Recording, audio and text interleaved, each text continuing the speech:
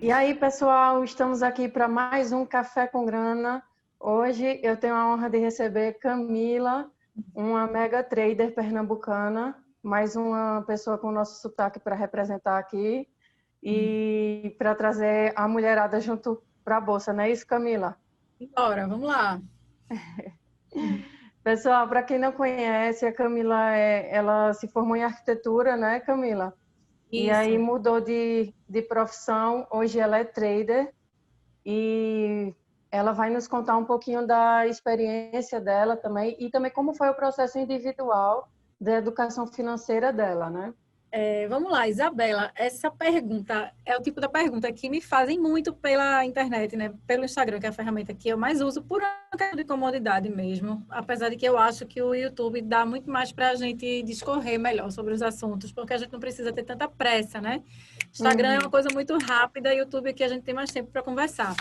Então, assim, essa pergunta não dá para responder em 2 minutos. Assim, uma sequência de história muito rapidinho. Então, vou aproveitar aqui para que 2 minutos rendam bastante e eu consiga dar uma pincelada rapidinho nisso aí, tá? Muita gente tem essa dúvida em relação à transição de carreira.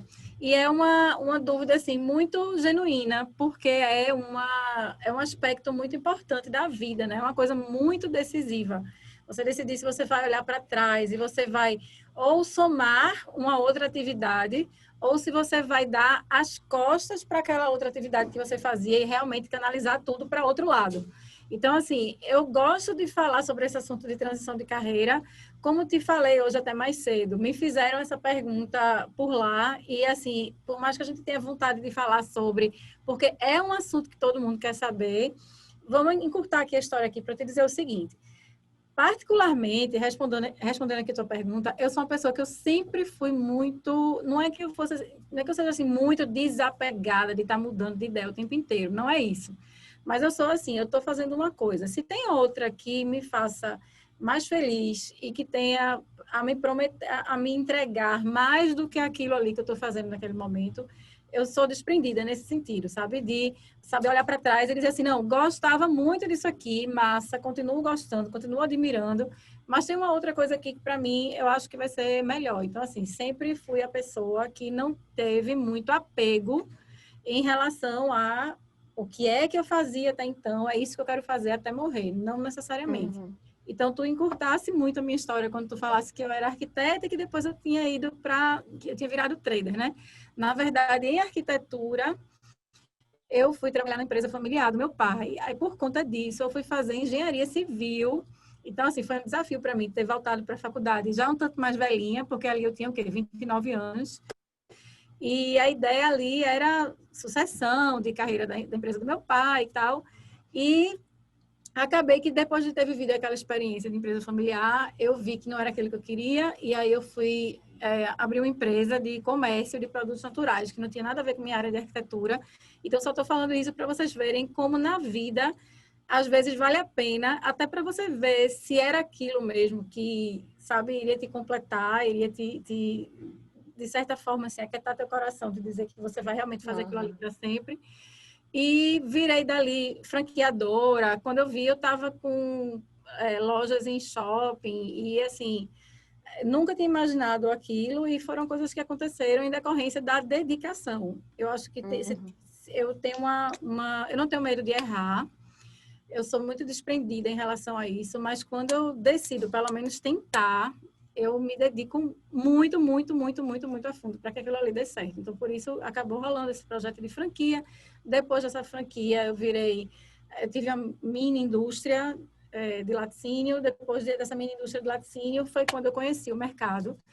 E aí eu vi no mercado financeiro um cenário, vamos dizer assim, onde as coisas se movimentam por natureza e, enfim, algo que eu não dependesse de crise, de economia, de indicação, de concorrência, de inadimplência, de custo fixo alto, de mobilizar, sabe assim, de muita coisa assim junta Folha que de pagamento. exatamente, folha de pagamento, coisa que na minha carreira de empresária ali, tanto na experiência que eu tinha tido com meu pai, quanto quando eu tive minha loja, mas foram coisas que eu senti na pele o peso de coisas muito mais difíceis, vamos dizer assim, do que a dificuldade que o mercado financeiro me apresentava.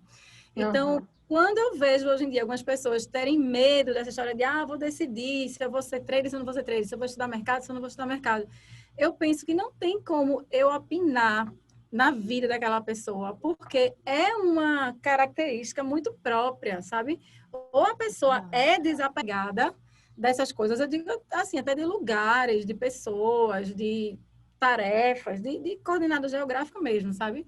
Ou a pessoa é realmente desapegada, ou ela é aquela pessoa que ela quer nascer e morrer fazendo exatamente a mesma coisa, do mesmo jeito, que aquilo ali vai fazer ela feliz. E beleza, a amizade vai ser a mesma, vai estar tudo certo. Mas pessoas são diferentes, né? Não tem como você criar uma referência do que é certo e do que é errado. É assim que eu penso, e foi assim minha história até aqui. Tu chegou a concluir a graduação de engenharia? Eu cheguei no 7º período, e aí foi quando eu engravidei, parei em cálculo 4, cálculo 3, aliás, que trem difícil, viu, Isabela? Quebrei minha cabeça ali, e ali foi o seguinte, eu entrei em engenharia com 30% da minha grade, porque eu tinha um diploma de arquitetura, né? E aí eu tinha pego algumas 30%, paguei o restante, me enganchei em cálculo, foi exatamente quando eu engravidei, e aí eu disse, peraí, vou ali ter meu filho e volto já. E esse volto já nunca aconteceu, porque eu decidi que ia abrir minha loja e tudo aconteceu. E a loja foi até muito melhor do que eu pudesse ter imaginado. Deu bem mais certo do que eu pudesse ter imaginado. Eu acabei sem voltar para a engenharia. Camila, e me diz uma coisa, você se considera educadora financeira também? Veja, considero sim. A minha primeira turma foi presencial aqui em Recife, nos dias 14 e 15 de abril de 2018. Foi uma primeira turma que eu fiz assim, de uma forma totalmente despretensiosa. Eu não fiz nenhum tipo de marketing, até porque na época se falava muito pouco disso, né? Claro que já tinha internet, já tinha Instagram, já tinha ferramentas de divulgação, sim, mas assim, nada perto do que é hoje. Na verdade, minha primeira turma tiveram 9 alunos, todos eles pagantes, e foram todas assim, indicações de pessoas que já tinham interesse em trabalhar com aquilo ali. Tive amigas minhas que fizeram curso também, porque viram que eu estava fazendo aquilo ali, confiaram no meu trabalho. E dali da primeira turma, eu achava que, assim, no máximo fosse rolar uma segunda turma, mas já saí da primeira, finalizei a primeira turma com a segunda formada pelos meus alunos Que mesmo. legal. Assim, conheço uma Saíram pessoa que tem um indicando. curso que vocês precisam fazer, exatamente. Então, assim, antes da pandemia, eu cheguei a fazer 29 turmas presenciais, mesmo tendo mudado o Caramba! formato. E todas elas foram turmas que vieram de indicações, né? Ou de indicação, Legal, ou Camila. pouco trabalho, vamos dizer assim, que eu faço na internet, porque hoje eu estou até aqui com uma empresa voltada para isso, né? Voltada para profissionalização na produção de conteúdo digital de outros especialistas, né? Que não só eu e do meu sócio, mas, assim, o que é que a gente percebe? Que a internet virou um mar aberto, né? Que a gente já sabe que ela é de muito conteúdo e pouco compromisso. Então, assim, minha proposta, eu acho que assim, não precisa você ser o 8 ou 88. Eu sou o 8 do marketing, mas gosto de puxar o máximo possível que eu posso da parte do 88 para a entrega. Então, o momento que eu estou agora é de meio que, assim, querer equilibrar isso, sabe? Eu, na internet, eu confesso que eu sou um tantinho preguiçosa, entre aspas, né? Estou sendo aqui bem sincera, mas produzir conteúdo dá trabalho, você produz, você sabe que dá trabalho. Além do que tem um custo, né? Você está aqui, o pessoal que está assistindo esse vídeo não está vendo, mas você tem um profissional que está aqui acompanhando a gravação da gente, então tudo isso é um custo. E, assim, acaba que dá trabalho, ocupa a cabeça da gente e meio que demanda atenção, que, querendo ou não, a gente deixa de canalizar para o objeto do estudo em si, do que, é que a gente estuda. Então, assim, eu estou exatamente nesse ponto de equilíbrio entre a questão de divulgação do meu trabalho, até para que ele continue valendo a pena, né, de ser feito, porque também tem isso, não adianta você só ter um compromisso muito grande no que você faz, se você não permite que as pessoas conheçam aquilo que você faz, no nível de entrega que você faz. Então, me considero, sim, uma educadora financeira, vamos dizer assim, comedida na parte do marketing, mas que tem uma paixão enorme pelo que faz. Eu gosto muito de lidar legal. com gente. Gosto demais. Legal, legal. Camila, e assim, no teu processo individual, né, da educação financeira, tu Sim. considera como um processo mesmo? Foi um trabalho de formiguinha ou aconteceu alguma coisa que fez você virar a chave e começar a olhar com mais interesse para esse tema? Então, Isabela, eu acho que eu conheci o mercado pela parte mais difícil, né? Que é exatamente operações de alavancagem, de curto prazo, que é a parte de day trade, que talvez sua audiência aqui nem conheça ao certo sobre o que é. Mas quando eu conheci mercado, sempre ficou muito claro para mim no tipo de conteúdo que eu estava consumindo nesse primeiro contato de pesquisa, que assim, existiam duas formas de você fazer parte do mercado. Ou você entrava como uma figura do investidor, que era a pessoa que já estava capitalizada e aí tinha um montante para alocar ali, para pensar no longo prazo, ou a pessoa que não tivesse aquele montante todo, mas que topasse se tornar especialista na análise do risco e do retorno, para que dali sim ela fizesse dinheiro no mercado a título de trabalho, de receita mesmo.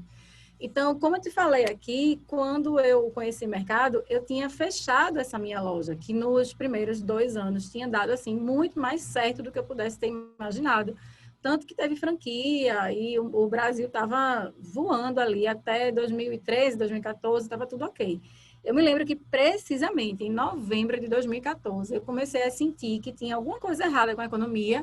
Fiquei sem saber se era o fim de ano, se era o Carnaval, se era a Semana Santa, se era o São João. O resultado de 2015 foi um ano que assim eu passei inteiro sentindo a crise na pele mesmo.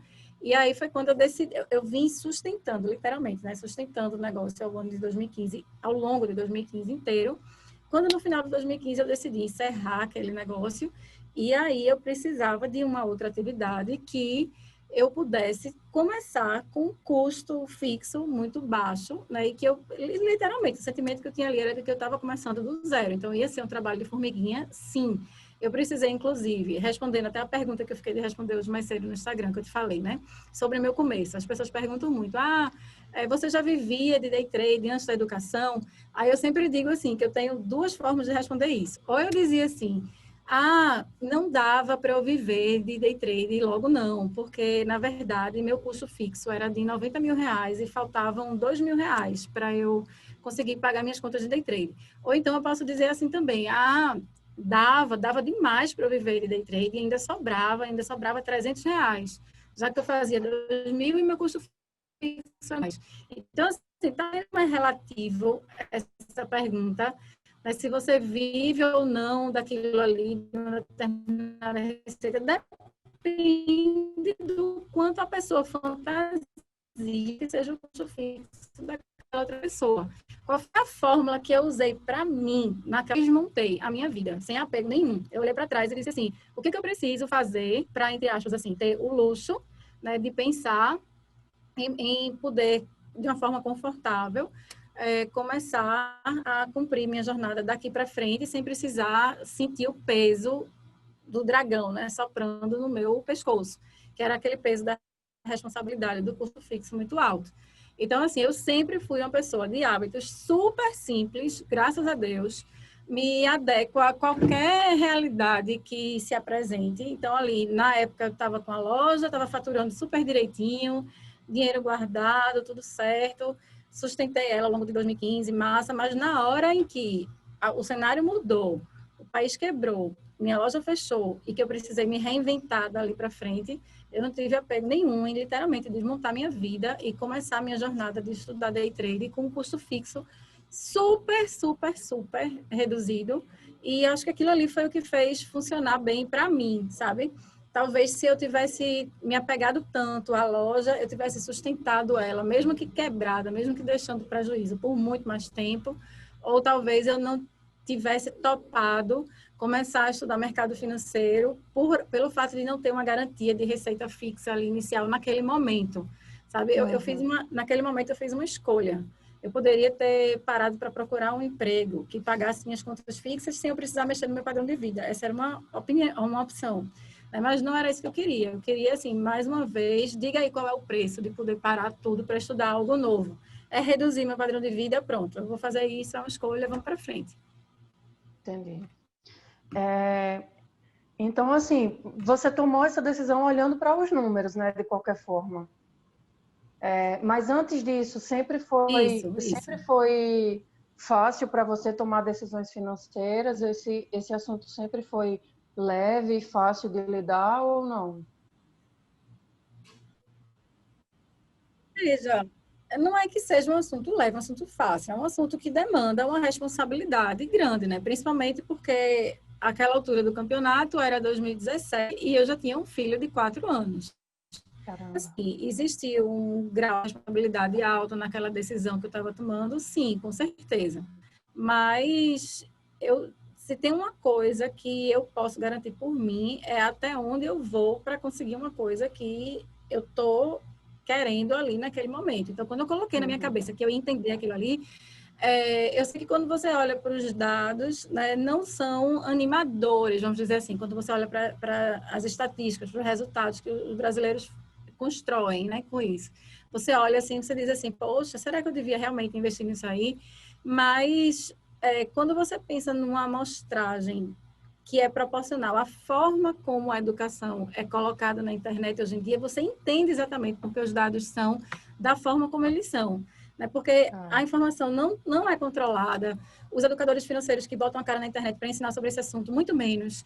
Se teve uma coisa que eu nunca me espelhei desde quando eu entrei e também nunca fui até então e também não serei, e posso dizer com certeza que não serei, é aquela pessoa que estimula você vir para o mercado achando que você vai achar fortuna, como quem faz um buraco assim no chão e mina petróleo, sabe? É como quem diz assim, vem estudar uma coisa que se você aprender a fazer isso aí, você vai ser rico, milionário para o resto da vida.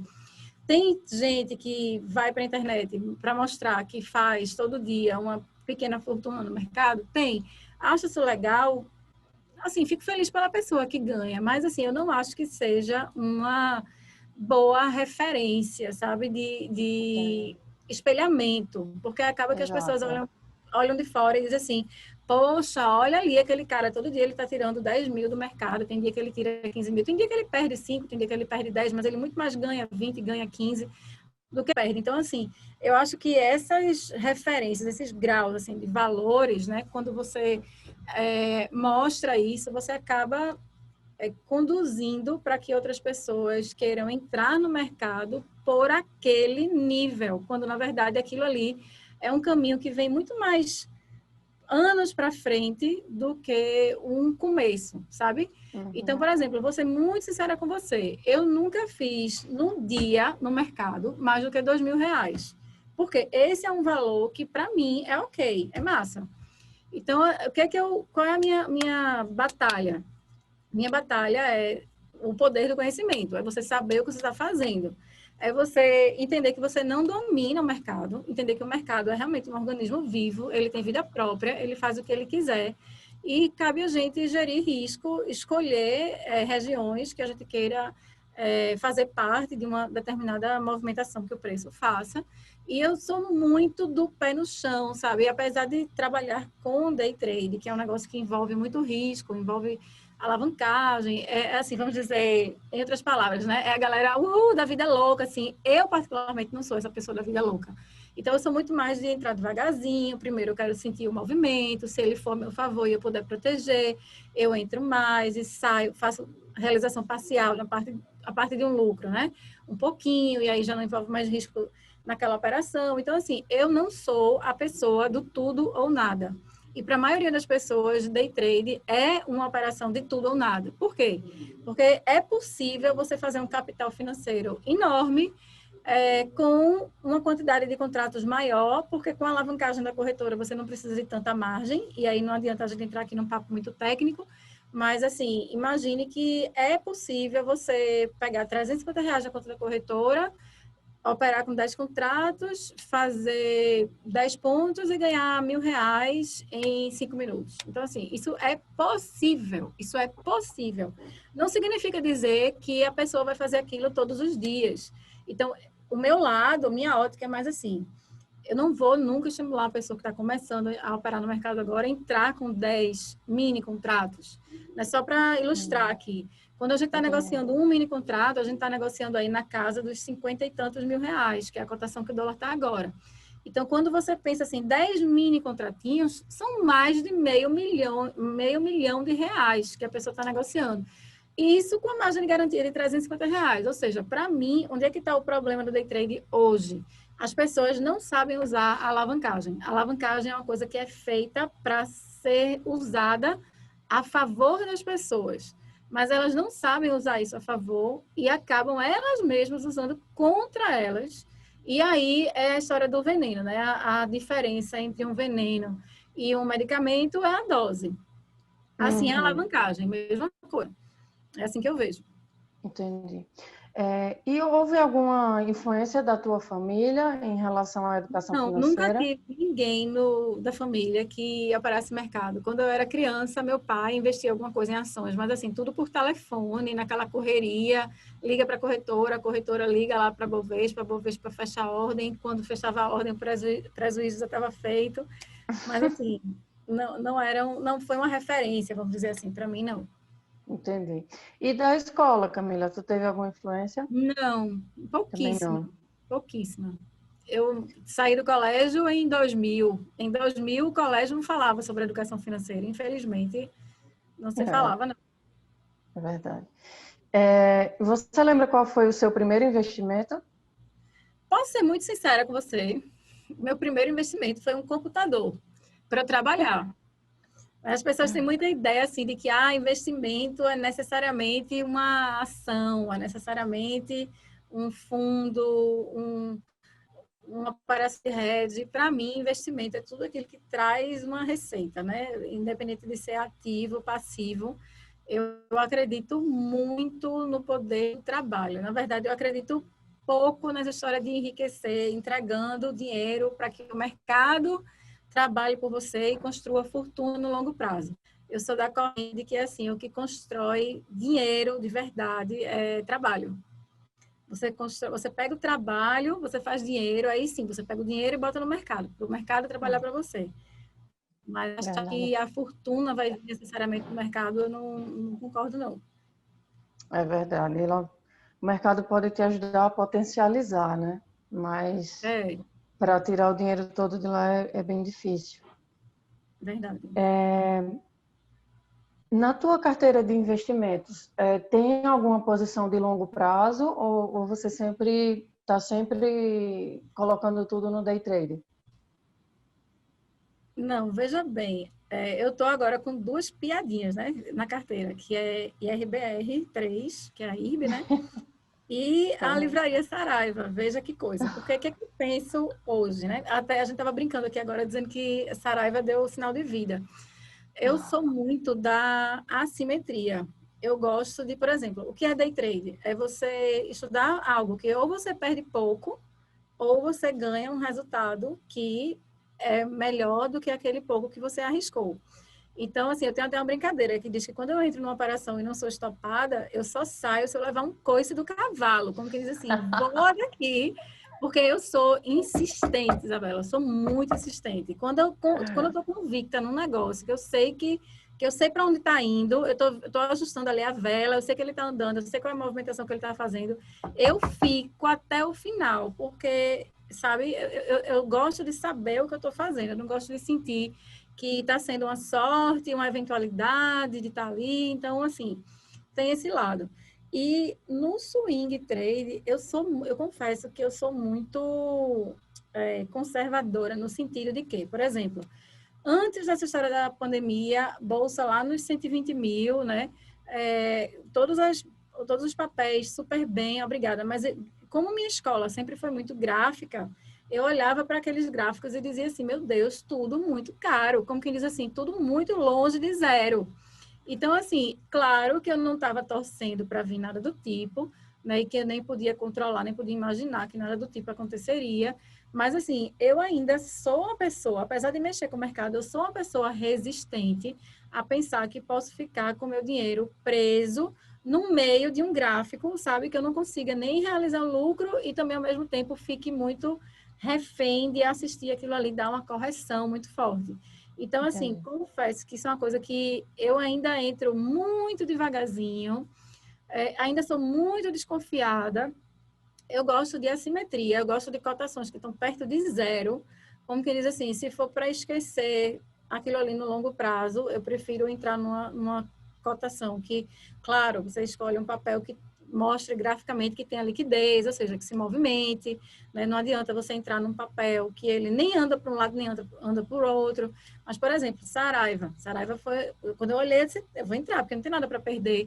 70 centavos um papel de Saraiva, você pensar em comprar um lote por R$ 70, e aí acabou que hoje até tomei um susto aí, ela teve uma valorização de 10%. Então, assim, num lote pequenininho, né? Quando você pensa assim num resultado legal, é uma coisa que você leva para o longo prazo, porque você imagina que aquela empresa tem uma possibilidade grande de ser comprada por uma rede, ou fazer uma parceria que valorize e que você realize o lucro. Então, assim, aquilo ali faz sentido para mim, porque é assimétrico. Ele está muito perto de zero e tem muito a crescer, da mesma forma como o IRBR também. Eu não conheço muito dos fundamentos da empresa. O que eu sei é que ela teve um problema grande com questão de balanço.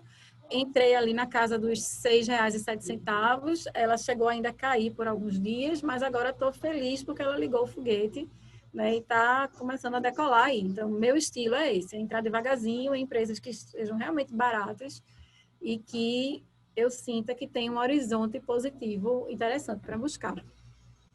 Tu costuma colocar metas assim de preço, Camila? E a RBR, estou querendo sair ali na casa dos R$ 20.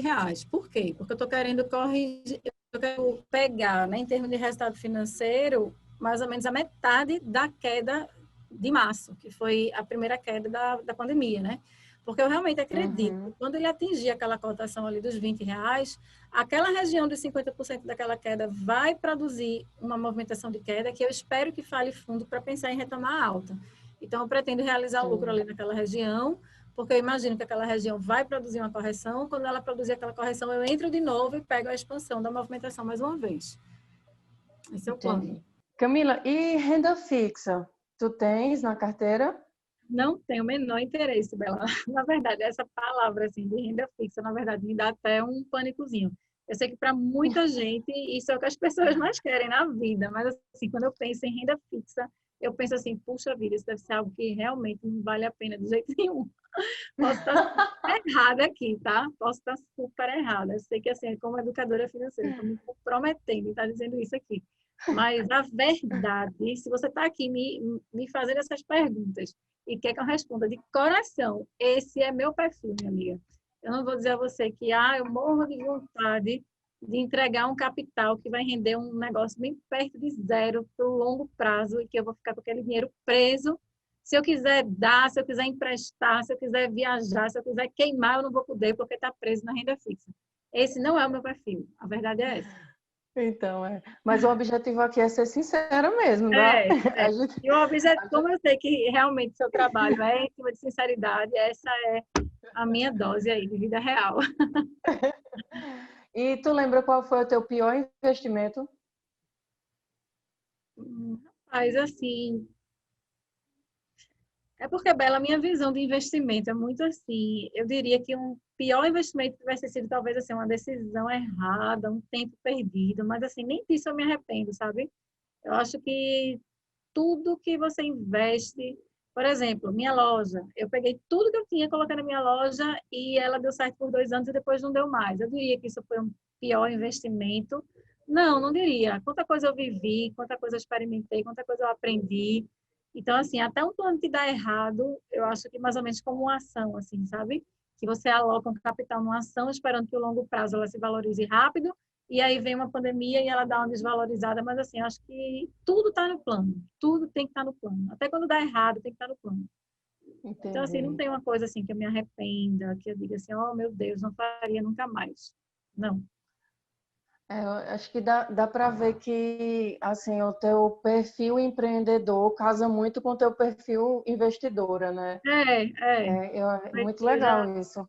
seja isso mesmo. É Acho que assim, e uma para tanta criatividade gente, imensa, né?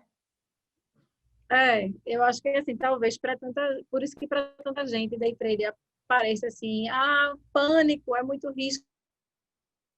Para mim, que já experimentei coisas muito mais arriscadas do que aquilo, porque uma empresa, você sabe, né? Por exemplo, Day trade, o risco é limitado. Você pode perder até aquilo ali que está na sua conta. Quando você abre uma empresa, o risco não é ilimitado. Você pode ter, verdade. por exemplo, minha loja era de produtos naturais. Eu já perdi uma ação para um cliente que disse que comprou uma farinha de chia na minha loja e passou mal.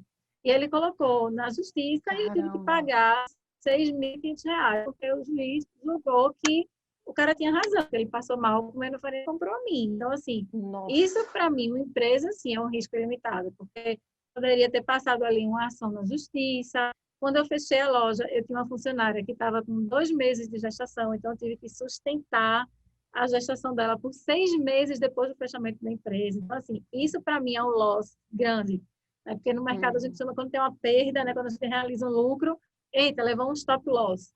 Então, assim, para mim, ali na empresa, eu levei stop loss muito pior do que o mercado em day trade possa me dar.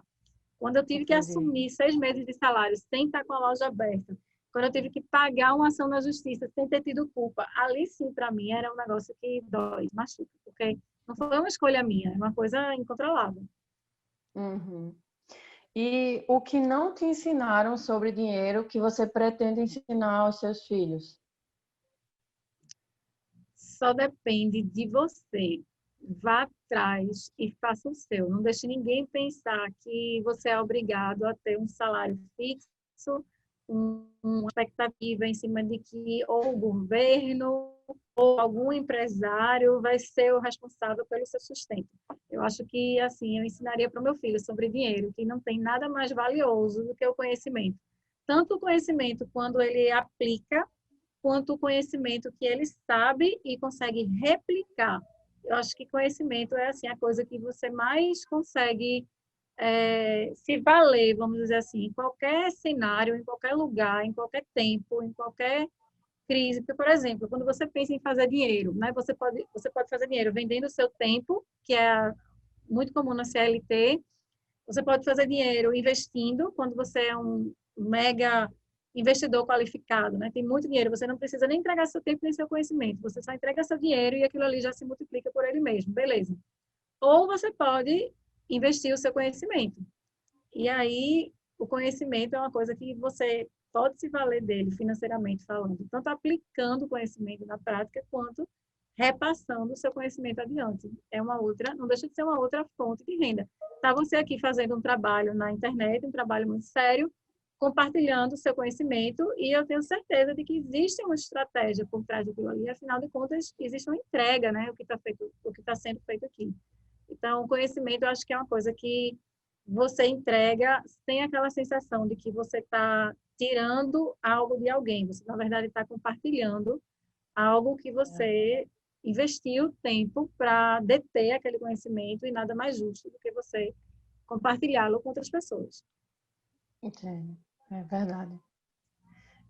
Inclusive, é bem nobre, né? Assim, o que te fez parar de fazer os trades sozinha em casa e começar a compartilhar isso com outras pessoas? Dela, eu percebia que tinha muita gente que tinham dores parecidas com as minhas, sabe? Assim, de ter sido empresária, de ter tido algum negócio, de em algum momento da vida ter se sentido refém, vamos dizer assim, de uma concorrência, viver o mercado, por exemplo, na arquitetura.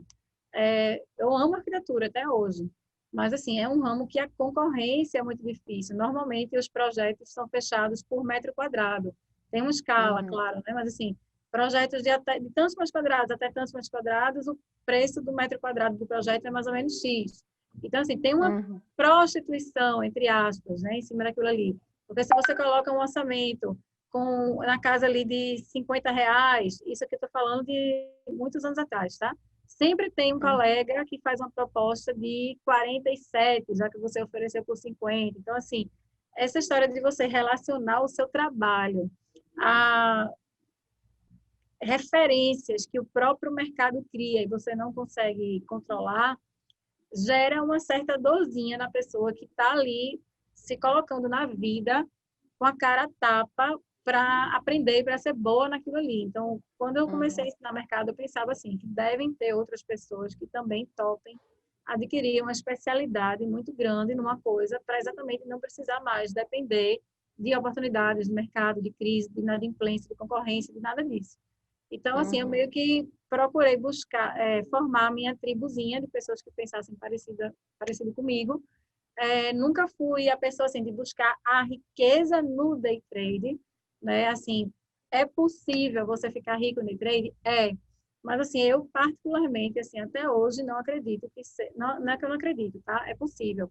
Mas, assim, eu não acredito que eu me sinta confortável, familiarizada em dizer que se um trade balançar 5.000 reais contra mim, vai estar tudo bem. Essa não sou eu. Então, não adianta eu querer lutar contra a minha natureza, né, de achar que tudo bem, eu estou muito alavancada, ele vai balançar 5.000 contra mim, mas se ele for a favor, eu ganho 15, 20, 30 mil. Então, assim, dizer que gostaria de ser essa pessoa, porque hoje Uhum. isso sai muito da minha zona, que eu não vou nem dizer que é uma zona de conforto, eu diria que é uma zona onde eu realmente gosto de ficar. Então, assim, por isso que eu acho saudável, acho interessante, assim, a pessoa fomentar outras fontes de renda, tanto que a pergunta que me fizeram ontem também foi nesse sentido, né? Por exemplo, além do day trade, tem alguma outra fonte de renda? Tenho. A minha própria atividade como educadora é uma outra fonte de renda. E a empresa que eu estou aqui agora, né, que é um estúdio de gravação para outros profissionais que queiram gravar até outras especialidades, não precisa ser sobre mercado, também é uma outra fonte de renda. Então, assim, isso Uhum. também casa com minha ideia de day trade, de que day trade não pode, não é legal que seja uma coisa que a pessoa passe o dia inteiro na frente da tela. Porque imagine você ser especialista em colocar a sua cabeça na guilhotina. Então, assim, o que é que você quer? Você quer ter uma precisão cirúrgica em cima do que você está fazendo, você quer ser boa naquilo ali, você quer ser seletiva, e a história de você ter liberdade para entrar e sair a qualquer momento é uma coisa boa, mas também pode ser uma coisa extremamente prejudicial. Então, você passar o dia inteiro na frente da tela, podendo comprar e vender o tempo inteiro, pode não ser tão bom quanto parece. Então, assim, essa minha atividade que eu estou fazendo aqui hoje, por exemplo, para mim, para minha cabeça, é uma coisa muito boa, porque, assim, eu tenho a flexibilidade de fazer o day trade, os intervalos que eu quero, no tempo que eu quero, mas o resto do dia eu tenho outras coisas para olhar, para buscar, para me ocupar, para oxigenar minha cabeça e até para não passar a Uhum. vida inteira ali na frente da tela, sabe? Acho Ah, muito legal. risco e para você perder o equilíbrio entre o que é arriscado, mas é sensato, do que é uma coisa fora do saudável para você, é um limiar muito, muito rápido, muito curto. É uma gestão de emoções bem forte, né? E para você perder o limite da quantidade de entradas, do que você realmente acreditava que você queria fazer parte, é delicado. É delicado. Camila, e quando você olha hoje assim para a maneira como você investe, né? Você vê alguma diferença daquela Camila que começou? Eu vou te dizer, Bela, que assim, quando eu comecei a fazer day trade, eu tinha uma meta de 20.000 reais por dia. Eu achava que assim, 20.000 reais por dia era algo que era no mercado é totalmente factível, né? Ainda é totalmente factível. E eu achava que meu objetivo ali poderia ser algo diretamente proporcional ao faturamento de uma empresa. Até porque eu pensava que haveriam dias de perdas, isso tinha que estar no meu plano. Haveriam custos, né, de emolumentos e corretagem, que na época se pagava corretagem em cima desse valor, eu pagaria impostos, e aí, no final do mês, eu teria ali um faturamento proporcional a uma empresa, se eu tivesse ali com pessoas trabalhando para mim, ponto, como eu tenho aqui hoje, né? Estrutura Uhum. física, um custo fixo e tudo mais. E hoje em dia eu não olho assim mais para. Eu olho sempre assim, day trade como uma fonte de renda proporcional a uma pessoa que, por exemplo, quer ser concursada. Vamos dizer Entendi. que você quer ser concursado, você quer um salário mensal de 20.000 reais. Aí eu acho factível você pensar em day trade com essa esfera financeira, sabe? Uma coisa assim, de Uhum. até 20 mil por mês, acho bem factível. Agora, quando você pensa assim, levar o day trade para você trazer uma responsabilidade de 100 mil por mês, 200 mil por mês, 300 mil por mês, eu acho que vai para um nicho de pessoas, de cabeças que tem que estar num grau de plenitude e de desenvolvimento pessoal, intelectual tão grande, tão grande, tão grande, que eu acho que restringe muito o universo. Então, eu acho que até para Entendi. que o universo fique mais amplo, para mais pessoas, acho que fica mais interessante trazer para um universo financeiro menor, para deixar as coisas mais palpáveis, sabe? Acho que day trading tem Sim. muito assim, a fama do jeito que tem, porque tem muita gente que abre rios de dinheiro, torneiras de dinheiro, cascatas de dinheiro, e eu acho que isso meio que assim atrai as pessoas erradas, pelas Entendi. razões erradas, eu diria. Você se considera livre financeiramente? Considero em parte, né? Porque eu sou mãe, eu tenho 7 anos, então assim, eu não sei o mundo que ele vai encontrar. E fico assim, nessa. Eu gosto de me sentir sempre inquieta, sabe? Em Entendo. evolução, crescendo, aprendendo coisas e melhorando minha performance, melhorando minha forma de analisar o gráfico, o risco, o retorno. É, eu também gosto de diversificação, gosto muito. Sabe? De não contar somente com uma coisa. Gosto de, se essa coisa naquele dia não está legal, vai ter outra que está legal. Então, assim, eu gosto de sentir que eu tenho opções. Eu adoro pensar em opções. Ah, legal. Vê só, Camila, muitas vezes quando eu vou fazer palestras, né, ou nos atendimentos individuais, as pessoas Sim, com as quais eu converso costumam dizer que não investem ou não entram no mercado financeiro porque nunca gostaram de números, que isso é coisa de gente de exatas e tal. Você sempre foi aquela nerdzinha sim, de sim. exatas ou você acha que isso não tem nada a ver? Veja, eu sempre gostei muito de matemática, mas nerdzinha de exatas, eu não vou te dizer que eu era, não. Assim, tenho uma certa facilidade para número, para coisa gráfica, para coisa exata, mas assim, nerdzinha, acho me comprometer demais. Não, não sou, não. A dificuldade em cálculo 4 pode ter entregado um pouco isso, né? É, é. Mas, vê só, tu acha que isso é um pré-requisito para De entrar no forma alguma. mercado? De forma alguma. Quando eu opero, assim, todos os dias, você não precisa fazer um cálculo. Um cálculo. É você estipular uma região, você definir se ela está desenhando graficamente o que você esperava que ela produzisse. Se ela produzir, você entra. Aí a plataforma vai dizer para você qual é o tamanho do risco, você com o cursor do mouse vai ver qual é o tamanho do risco, vai tomar uma decisão e ela vai começar a mostrar para você quanto é que você está ficando positiva ou negativa. E aí você decide se você continua naquela movimentação ou se você zera a posição e prefere sair enquanto o prejuízo ainda é pequeno. Então, assim, nenhum cálculo, absolutamente nenhuma conta. Beleza. E, na sua opinião, day trade é para todo mundo? Não, não mesmo. Fico muito à vontade de dizer isso, de forma alguma. Hoje em dia, né, a gente vive aqui na geração do arrasta para cima, faz aquilo lá, olha só como tá fácil aqui para mim. Minha gente, eu escorreguei na casca de banana quando fiz um trade de R$ 2.000. Arrasta para cima porque você pode fazer esse trade de casca de banana também. Então, assim, não é assim.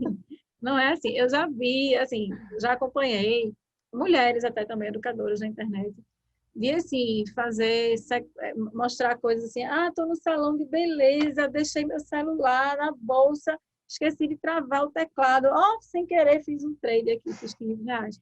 Minha gente, não é assim que funciona. Não é assim que funciona. Mas tem que ter uma análise, tem que ter um planejamento, tem que ter, sabe, um pacote de decisões que a pessoa tem que tomar. Não se faz dinheiro no mercado sem querer, não é assim um acidente. Porque qualquer ativo ele tem 50% de chance de subir, 50% de chance de cair. Beleza. Mas e aí? Qual é a região em que aquilo ali é muito mais provável que aconteça? E até que o que seja mais provável que aconteça, finalmente aconteça, qual é o tamanho do balanço que você foi condenado a suportar enquanto aquela movimentação não Uhum. acontece? Então, assim, envolve muitas coisas. Não é um acidente, não é uma sorte. Mas eu sei que tem muita gente que olha assim, day trade e imagina assim, é sorte. Não é sorte. Isso aí eu tenho total convicção, assim, que eu posso dizer com certeza, que é técnica, é muita técnica, é você fazer um trabalho de formiguinha, um trabalho de paciência, é você criar uma expectativa específica em cima do comportamento que o mercado vai exprimir num determinado ponto. E se ele manifestar aquilo ali, não é eu acho que o mercado vai subir. Você pode até achar que o mercado vai subir, mas quando uma fatia de tempo X, seja ela 5, 15, 30, horário, diário, 60, mensal, quando uma fatia de tempo X passar, você precisa ver graficamente a confirmação de que aquela expectativa sua aconteceu. Se ela não aconteceu, você tem duas decisões: continuar no baile ou sair do baile. Então, assim, isso não é uma questão de achismo, de ter vontade. Ah, eu quero. Existe o que você quer que aconteça, existe o que você não permite que aconteça, e existe um universo onde não é propriamente o que você quer, mas também não é propriamente o que te contraria. E aí, nesse meio do caminho, você vai conseguir se manter posicionado? Então, tudo isso é uma decisão que passa pela questão do gerenciamento de risco, passa pela questão do psicológico, passa pela questão da disciplina, passa pelo apetite que a pessoa tenha a lucro ou a prejuízo. Tem gente que, quando começa a enxergar a operação ficando positiva, já prefere realizar logo o lucro, isso é uma opção. Tem gente que prefere esperar que aquele movimento se descaracterize, isso é uma outra opção. Então, assim, tem um momento do descolar da operação que é técnico e tem um momento do realizar o lucro da operação que não é técnico, que é pessoal. Então, aí é que eu acho que é mais fácil você se perder. Entendi. Então, Camila, eu queria que você indicasse para a gente um livro, um podcast e um filme. Vamos lá. O filme, eu pensei em sair do óbvio, porque todo mundo fala tanto, né, de Lobo de Wall Street, tem tanta coisa óbvia. E aí eu pensei em alguns outros, fui para cá, fui para lá, mas assim, sabe que eu acho que você falou filme, mas eu vou falar em série, e é uma série que é muito falada já, eu sei, é manjada já para o mercado, que é Billions. Mas eu acho que assim, quem não viu Billions tem que ver, porque é uma forma de você ver por dentro a narrativa da manipulação do mercado, sabe? Acho que você Camila? vê ali o próprio protagonista da série, né? Toda a questão que ele vive por trás das decisões, dos riscos, das manipulações, que também do privilégio das informações, do quanto ele, assim, acho uma estrutura legal para você pensar em mercado como maquinário, sabe? Você pensar o que tem por trás das ações, o que tem por trás dos papéis, o que tem por trás das pessoas que manipulam o preço dos papéis. Não que seja uma coisa assim totalmente manipulável, mas acho que para você entender dinâmica, esforço, pele no jogo, acho que quem não assistiu ainda, Billions, tem que ver, porque é muito, muito, muito legal. Livro, vou te falar. Eu amo, amo, amo, amo esse daqui. Olha o estado que esse meu livro é. Conhecidíssimo de vocês já, né? Antifrágil de Taleb. Mas ele não é uma leitura fácil, não é uma leitura simples, é pesado, é denso, não é uma leitura leve. Então, por isso, eu vou indicar um livro que eu já indico também há muito tempo, que é Axiomas de Zurique. Eu acho que é um livro fininho, leve, rápido, um livro de cabeceira para você reconsultar várias outras vezes. Acho que ele deixa ensinamentos simples, tem uma retórica de fácil entendimento. Acho que para quem pensa em investimento, seja de curto prazo, seja de médio prazo, qualquer pessoa que esteja construindo relacionamento com dinheiro, eu acho super válido. Os Axiomas de Zurique. É um livro bem legal. Bom, aqui a gente encerra.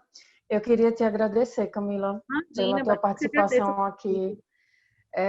A B3 soltou recentemente, né, algumas estatísticas sobre o perfil dos investidores e ainda é muito triste para mim ver que apenas 26%, né, dos CPFs na Bolsa são de mulheres. E eu fico muito feliz quando alguma menina vem conversar aqui comigo e dar uma aula como essa que você deu. Obrigada mesmo por compartilhar seu conhecimento conosco. Imagina.